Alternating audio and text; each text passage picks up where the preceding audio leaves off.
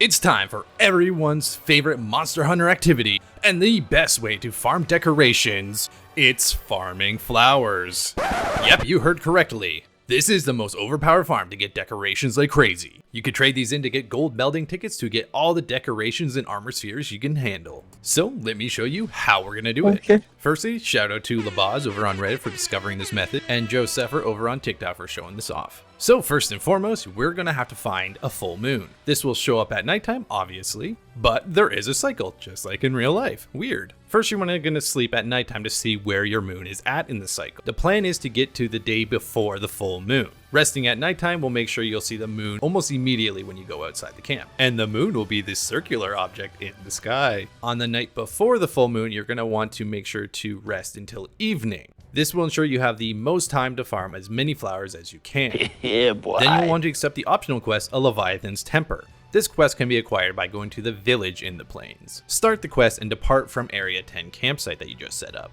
There is another one in Area 3 which you'll also want to set up as well.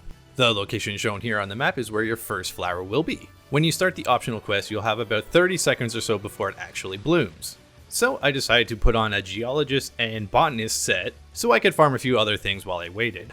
The location of Camp 3 is there, as well as the flower is just above, but it's a little trickier to get to. If you set your secret to auto run to it, you'll climb up 3 different vine walls. He pretty much gets there all on his own, but he will stop by this cliffside. This is where you're going to have to jump and glide with it. While you're jumping, you can press the right trigger. Mouse and keyboard players, well, you're going to have to figure this out for yourself. Wow. Because there's only a handful of you, and I don't care. Now, once you finish looting both flowers, all you have to do is end the quest. Okay. And then pretty much it's just rinse and repeat as long as you still have the full moon. It's incredibly costly on research points, but you can farm those too.